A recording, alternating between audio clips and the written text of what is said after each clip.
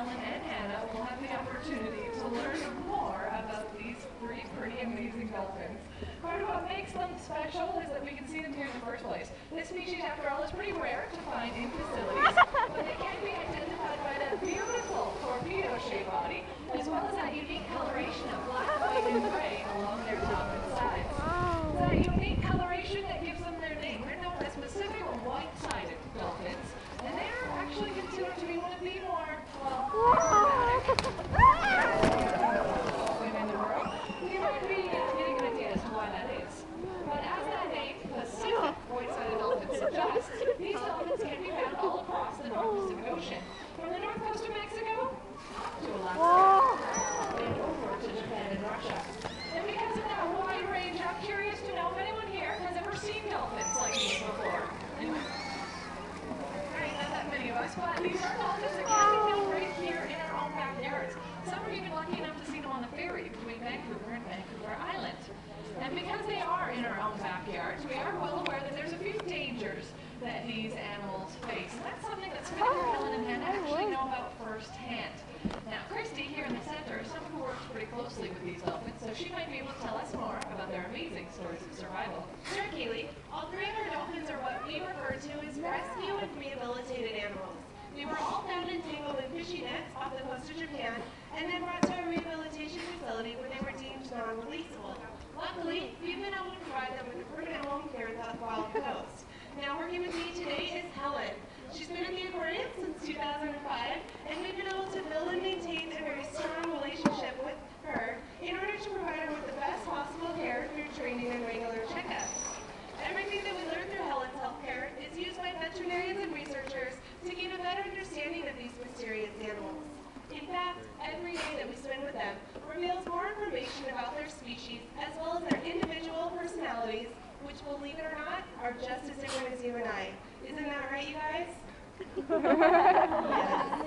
But most of all, Helen, Hannah, and Spinnaker remind us every day that from nets to garbage, it is still man-made objects that are affecting dolphins all over the world. Thanks, Christy. And it's because of those man-made threats that we want to try and find new ways to protect these dolphins. And we found that one of the best ways to protect them is always be learning more about them. And some of the things we know is that while they travel in groups, now sometimes those groups might be 2 or 3, just as we saw there, but sometimes it may be as many as 2,000. And they are often seen traveling together at incredibly high speeds. Those of you down in our underwater viewing gallery may have already gotten a sense as to their speed. Here's Hannah, showing off just how quick she can be. These dolphins can reach speeds of around 35 kilometers an hour. Which, as you can imagine, it's a pretty handy speed to escape predators, but also when chasing after prey. But speaking of prey, does anyone know what it is these dolphins like to eat? Fish, absolutely. But I'd like to have you imagine for a moment that you're a Pacific white-sided dolphin out hunting for food in the North Pacific Ocean. It's a little bit tough, right? Because of course the deeper you go, the darker it gets. But dolphins have a way to penetrate this darkness by using sound. They can rely on a form of sound navigation known as echolocation, which we can hear here.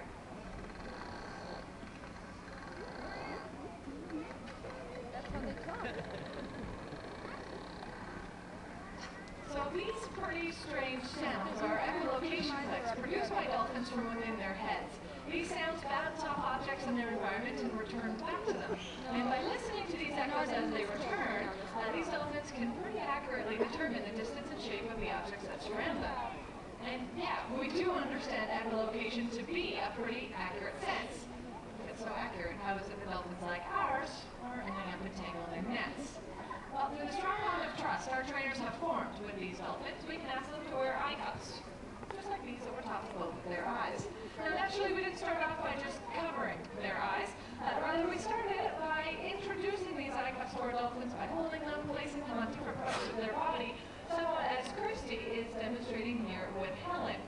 Those eye cuffs are placed on the body and sort of gradually get moved closer and closer to the eyes until both eyes are covered. Our dolphins are comfortable with having both eyes covered now and swimming through the habitat.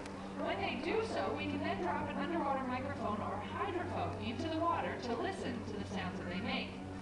And it's through this research that we can find new ways to protect dolphins while they're out hunting for food in the North Pacific Ocean. We are, after all, incredibly lucky to be able to work so closely with Swinnaker, Helen, and Hannah to be able to do research that just couldn't be done anywhere else. And it is through this research and observation that we have learned that, yes, these dolphins are incredibly energetic, acrobatic, and playful, as we've seen from these pretty amazing aerial displays both above and below the water. Now, of course, all of this energy is going to come from the fish that they eat. Now, we've seen how dolphins use echolocation to find that food, but dolphins will also use sound for another reason as well, for communication. After all, they are very social animals, seen socializing in large groups all over the North Pacific Ocean, most recently in house sound. But again, because of those rather large groups, they can be rather vocal with one another, producing some pretty strange sounds, kind of like these.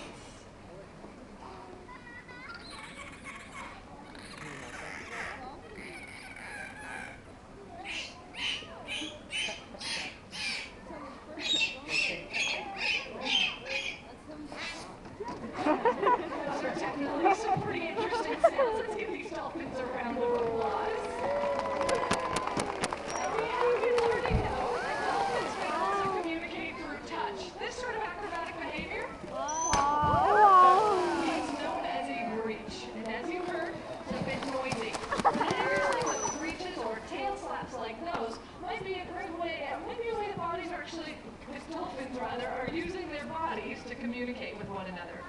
But yet, sometimes still, we'll see that dolphins will be in other places, such as in front of large vessels. Because, of course, we know that dolphins are not the only noisy thing out in the open ocean. We've got boats and things like that out there. And yet, again, we'll see dolphins leaping, kind of like this, up in front of those large vessels in a behavior known as bow riding. So exactly when and how those loud sounds interfere with the lives of these dolphins is something that we really wouldn't mind learning a bit more about. But by now you might be getting the idea that yes, we are learning more, but yes, we've still got a whole lot more questions. But one question that we're dedicated to answering here at the Vancouver Aquarium is how can we help? As we've seen, man-made objects can prove to be very dangerous to dolphins like these. But it's the knowing that's half the battle. Knowing that that's a problem means that we need to try and do something about it. Turns out it's pretty easy. Just trying to reduce the amount of garbage we produce every day. Recycling and composting can make a big impact. Particularly because here in the lower mainland, it rains sometimes. But wind and rain can carry our garbage into our rivers, lakes, and oceans. So making every effort to keep it out in there really can help dolphins like these.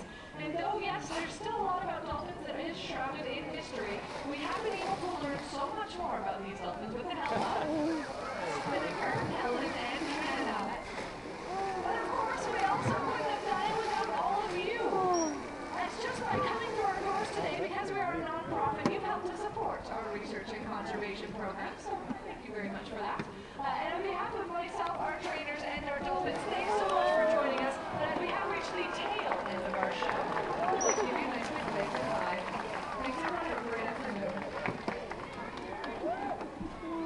So once again, thank you for joining us. If you do have any further questions, please come on over and ask. Again, I'm keeping it right from the top of this ramp. If you'd like to learn more about other marine mammals here at Vancouver Aquarium at 4 o'clock in the Arctic Canada habitat, just right behind where I am, will be our last beluga show of the day. Again, thank you. Have a great afternoon.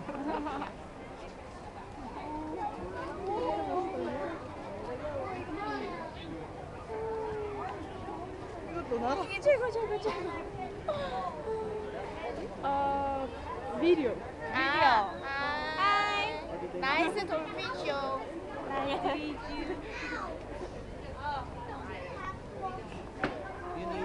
Tá filmando. Yeah. Just pictures. Brazil. Brazil. Brazil.